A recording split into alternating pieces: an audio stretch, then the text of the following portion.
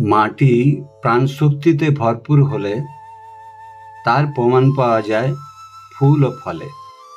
তো গাছের ফুল ও ফল বেশি পেতে হলে গাছকে সুস্থ রাখতে হবে। আর গাছকে সুস্থ রাখতে হলে গাছের পরিচর্যার প্রয়োজন হয়। এই পরিচর্যার মধ্যে প্রথম সারিতেই রয়েছে গাছের খাদ্য। তো এই খাদ্য রাসায়নিক থেকে যদি আমরা জৈব উপায় দিতে পারি সেটা সবচেয়ে ভালো হয়। জৈব সার মাটিতে যেমন প্রাণ সঞ্চার করে তেমনি রক্ষা করে আমাদের স্বাস্থ্য। মাটির গঠন ও গুণগত মান ঠিক রাখতে জৈব সার ব্যবহার করতেই হবে। সামান্য উদ্যোগ নিলে হাতের কাছে থাকা জিনিসপত্র দিয়ে খুব সহজেই আমরা বানিয়ে নিতে পারি জৈব সার। তো আজ আমি আপনাদের কাছে উপস্থাপন করব এমন এক জৈব তরল সারের ব্যাপারে যেটা আমাদের হাতের কাছেই থাকে এবং খুব সহজে তার থেকে আমরা একটি তরল সার তৈরি করতে পারবো। সেটা হচ্ছে অ্যালোভেরা। এই অ্যালোভেরা পাতার থেকে জৈব তরল সার আমরা ঘরেতে খুব সহজেই বানিয়ে নিতে পারি। ভিডিওটা একটা গুরুত্বপূর্ণ ভিডিও হতে চলেছে, তাই আপনাদের অনুরোধ করব ভিডিওটাকে সম্পূর্ণ দেখার জন্যে, না হলে আপনারা অনেক কিছু মিস করবেন। আর ছাদ বাগান ও কৃষি সংক্রান্ত বিষয়ের উপর নতুন আপডেট পেতে চাইলে চ্যানেলটাকে সাবস্ক্রাইব করে রাখুন। নমস্কার সুপ্রিয় দর্শক মণ্ডলী, চলো কিছু জানি চ্যানেল থেকে আপনাদের সকলকে স্বাগত জানিয়ে আজকের এই প্রতিবেদনটা আপনাদের সামনে আমি তুলে ধরছি। অ্যালোভেরার গাছ থেকে গাছের খাদ্য কিভাবে তৈরি করতে হবে সে সম্বন্ধে যাওয়ার আগে এই অ্যালোভেরা সম্বন্ধে একটু আলোচনা আপনাদের সাথে করে নিই। অ্যালোভেরা হচ্ছে আপনার বৈজ্ঞানিক নাম, যাকে আমরা ঘৃতকুমারী বলে জানি। এটি একটা রসালো উদ্ভিদ প্রজাতির, আর এই গাছটাকে দেখতে অনেকটা কাঁটাওয়ালা ফণি মনসার মতন। অ্যালোভেরা ক্যাকটাসের মতন দেখতে হলেও আসলে এটা ক্যাকটাস নয়, এটা একটা লিলি প্রজাতির উদ্ভিদ। এর আদি নিবাস আফ্রিকার মরু অঞ্চল ও মাদাগাস্কার। অ্যালোভেরা আজ থেকে প্রায় ৬,০০০ বছর আগে মিশরে উৎপত্তি লাভ করে। আর ভেষজ শাস্ত্রে অ্যালোভেরার ব্যবহার পাওয়া যায় সেই খ্রিস্টপূর্ব যুগ থেকেই। এবারে জেনে নেওয়া যাক অ্যালোভেরার সাধারণ ব্যবহার নিয়ে। সাবান, শ্যাম্পু, চ্যবনপ্রাশ, বিভিন্ন ধরনের জেল, হার্বাল পাউডার ইত্যাদিতে ব্যবহার করা হয়। ভেষজ পণ্য হিসাবে অ্যালোভেরার চাহিদা উত্তরোত্তর বেড়েই চলেছে। এবারে জানা যাক অ্যালোভেরার পাতার মধ্যে কি কি খনিজ পুষ্টিমূল্য থাকে। Calcium, zinc, chromium, magnesium, iron, potassium, copper, manganese ইত্যাদি। তো বুঝতেই পাচ্ছেন এই অ্যালোভেরাতে একটা বিশাল মাপের পুষ্টিমূল্য আছে। যদি এই পাতাটাকে আমরা গাছের খাদ্য হিসাবে ব্যবহার করতে পারি তাহলে গাছ এর থেকে অনেক পুষ্টিমূল্য পেতে পারে। আর গাছ যদি পুষ্টিমূল্য পায় তাহলে গাছের বিকাশ খুব দ্রুত হবে, গাছের পাতা সবুজ হবে, ফুল ফল বৃদ্ধি পাবে। তো বন্ধুরা, এবারে চলে যাওয়া যাক কিভাবে এই পাতার থেকে আমরা গাছের খাদ্য তৈরি করব। বিশেষ করে তরল সার এই পাতার থেকে কিভাবে আমরা বানাবো সেটাই আপনাদের আমি দেখাবো। চলুন ভিডিওটা দেখতে থাকুন। অ্যালোভেরার তরল সারের জন্যে এরকম মাঝারি মাপের ৩-৪টে এই গাছের পাল্প আমাদের দরকার। তো ৩-৪টে পাল্প আমি কেটে নিচ্ছি।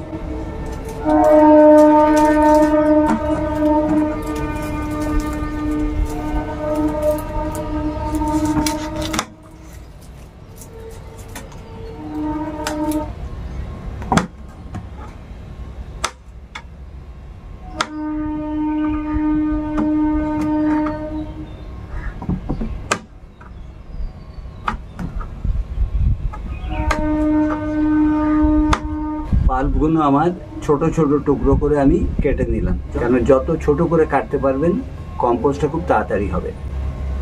এইবারে এটা তৈরির জন্য লাগবে একটা এরকম কন্টেনার। আমি 1 লিটারের মতন তৈরি করব, যার জন্যে মাঝারি মাপের বা মাঝারি থেকে একটু ছোট মাপের পাল্প আমি গোটা 2-3 নিয়েছি। আর যদি বড় পাল্প হয় পাতা, তাহলে আপনার একটা পাতা নিলেই হয়ে যাবে। আমি আপনাদের দেখাবার জন্য 1 লিটারের জন্য করছি। আপনারা আপনাদের ছাদের বাগানের গাছ কত রয়েছে সেই মতো বেশি করে নিতে পারেন। সেই পাল্পটা আমি এখানে কেটে নিলাম। কেটে নিয়ে এর মধ্যে এই দেখতে পাচ্ছেন এই পাল্পগুলোকে আমি এই কন্টেনারের মধ্যে ঢেলে দিলাম।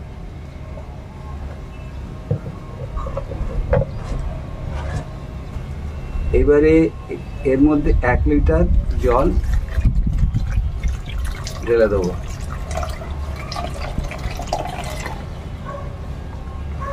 এইবারে এইটাকে এরকম একটা ঢাকা দিয়ে পাত্রটার মুখটাকে বন্ধ করে একটা ছায়াযুক্ত জায়গাতে 5 থেকে 6 দিন এটাকে রেখে দেবো। যেহেতু গরমকাল, এটা 5-6 দিন রাখলেই হবে। শীতকাল হলে এটাকে 8 থেকে 10 দিন রাখা দরকার। তো 5-6 দিন বাদে ফিরে এসে আমি আপনাদের দেখাবো এর থেকে গাছের একটা সুষম খাবার, মানে বিভিন্ন ম্যাক্রো এবং মাইক্রোনিউট্রনে ভরপুর ঠান্ডা তরল সার কিভাবে গাছে প্রয়োগ করা হবে, কতদিন ছাড়া প্রয়োগ করা হবে, কতটা পরিমাণে প্রয়োগ করা হবে, সেটা আমি 5 দিন বাদে আপনাদের দেখাবো। ফিরে এলাম 5 দিন বাদে।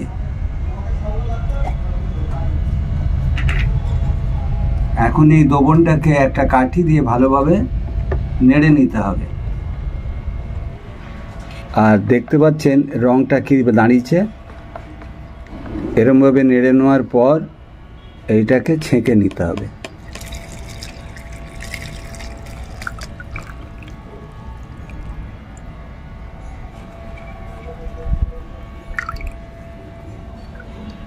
এবারে দেখা যাক কি দাঁড়ালো।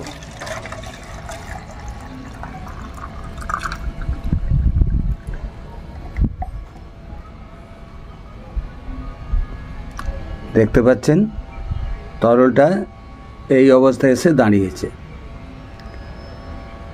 এইবারে এই তরলটাকে সরাসরি গাছে দেওয়া যাবে না। 1 ভাগ অ্যালবেরার এই মিশ্রণটা নিলাম,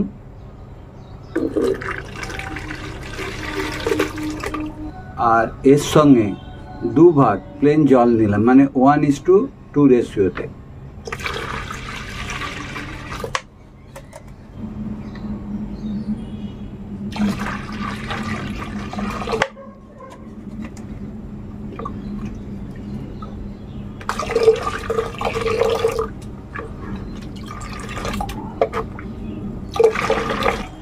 এটা দেখতে পাচ্ছেন আপনার আমার 12 ইঞ্চি টব। 12 ইঞ্চি টবের জন্য এটা 2.5 কাপ থেকে 3 কাপ দেওয়া যেতে পারে এরকমভাবে গাছের গোড়াতে।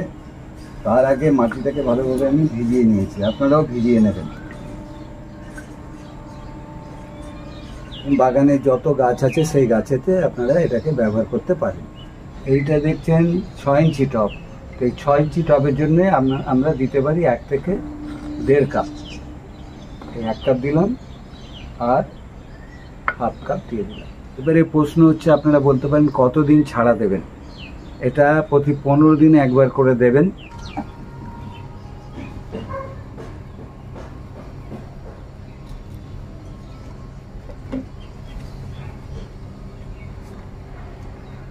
আর এই মিশ্রণটাকে গাছে স্প্রেও করা যাবে। স্প্রে করার ক্ষেত্রে এই অ্যালোভেরার যে দ্রবণটা, এটা যতটা নেবো তার 3 গুণ আপনার প্লেন ওয়াটার আপনারা নেবেন। তো এখানে দেখতে পাচ্ছেন মোটামুটি এই পাত্রটা হাফ আছে, তাহলে 3 গুণ মানে এটা 1.5 গুণ আমাকে জল দিতে হবে।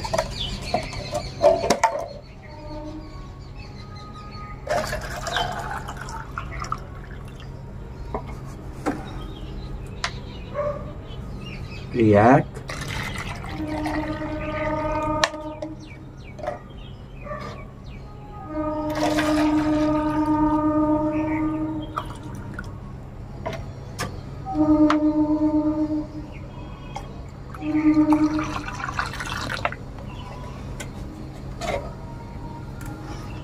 তাহলে মনে রাখবেন কি, যখন মাটিতে দেওয়া হবে তখনই অ্যালভেরার দ্রবণটা 1:2 রেশিওতে, মানে 1 ভাগ দ্রবণ আর 2 ভাগ জল দিয়ে মাটিতে দিতে হবে। আর ওটা পরিমাণে দিতে হবে, মানে এই যে কাপ দেখছেন, যদি 6 ইঞ্চি টব হয় তাহলে এই কাপের 1 থেকে 1.5 কাপ দেবেন। আর যদি আপনার 8 থেকে 10 ইঞ্চি টব হয় তাহলে 2 কাপ 2.5 কাপ দেবেন, তাহলে 2 থেকে 2.5 কাপ দেবেন। আর তারও বড় টব, মানে যদি 14 ইঞ্চি 15 ইঞ্চি তাহলে এই কাপের 4 থেকে 5 কাপ দেবেন। আর হাফ ড্রাম হলে আপনার 500 ml থেকে 1 লিটার পর্যন্ত দিতে পারবেন।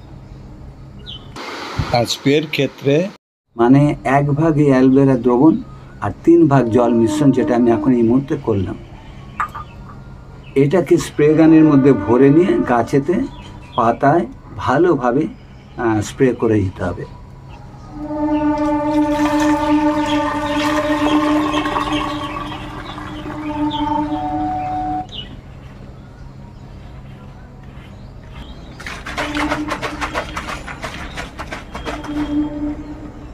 তো আমরা গাছের পাতাতেও স্প্রে করতে পারি। গাছের পাতায় স্প্রে করলে পত্ররন্ধ্রের মাধ্যম দিয়ে এই খাবারটা গাছ অতি সহজেই নিয়ে নিতে পারে।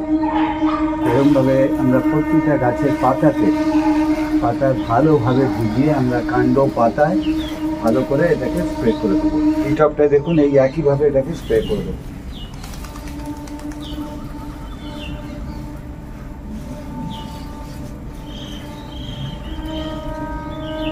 এইভাবে বাগানে যত গাছ আছে সেই গাছেতে আমরা সরাসরি মাটিতেও এটা মিশ্রণটা দিতে পারি, আর গাছে স্প্রেও করতে পারি। তো স্প্রে কতদিন ছাড়া আমরা করতে পারি না, স্প্রে করলে পরে আমরা এটাকে ওই 12 থেকে 15 দিন অন্তর একবার করে স্প্রে করতে পারি। তো এই অ্যালভেরা যে মানে পাতার থেকে যে উপাদানটা তৈরি হলো, এক ধার দিয়ে গাছ যেমন বিভিন্ন প্রকার ম্যাক্রো এবং মাইক্রোনিউট্রিয়েন্ট পাচ্ছে, তার সাথে গাছ পাবে বিভিন্ন পোকামাকড়ের হাত থেকে গাছকে রক্ষা করা যাবে। তো এক ধারে যেমন এটাকে মাটিতে দিলে গাছ খাদ্য হিসাবে বিভিন্ন ম্যাক্রো এবং মাইক্রোনিউট্রিয়েন্ট পাবে, তেমনি অ্যালভেরার মধ্যে অ্যান্টিব্যাকটেরিয়াল উপাদান থাকার জন্যে গাছের বিভিন্ন ধরনের পোকামাকড় থেকে গাছকে সুরক্ষা করবে। তো আমরা গাছেও এটাকে স্প্রে করতে পারি। বন্ধুরা, এই ছিল আজকের আমার ভিডিও। তো ভিডিওটা দেখে যদি আপনাদের সত্যি ভালো লাগে আর যদি মনে করেন আপনাদের এটা কাজে লাগবে, তাহলে প্লিজ একটু ভিডিওটাকে শেয়ার করবেন, অনেকের সাথে শেয়ার করবেন। আর নতুন বন্ধুদের কাছে অনুরোধ করবো, চ্যানেলে নতুন এসেছেন তাদেরও যদি আমার ভিডিওগুলো দেখে ভালো লাগে, প্লিজ আমার চ্যানেলটাকে সাবস্ক্রাইব করবেন। সাবস্ক্রাইব করে পাশে থাকা বেল ঘন্টাটায় পুশ করে অল করে দেবেন, তাহলে এই ধরনের নতুন নতুন ভিডিও যখন আমি আপলোড করব তখন আপনাদের কাছে সবার আগে পৌঁছে যাবে। বন্ধুরা, এই বলে আজকে আমি আমার ভিডিও শেষ করছি। আশা করছি আগামী দিনগুলো আপনারা খুব ভালো থাকবেন, সুস্থ থাকবেন। আর আমি খুব শিগগিরই আপনাদের কাছে এরকম ধরনের নতুন কোনো ভিডিও নিয়ে এসে উপস্থিত করব। তো ধন্যবাদ বন্ধুরা।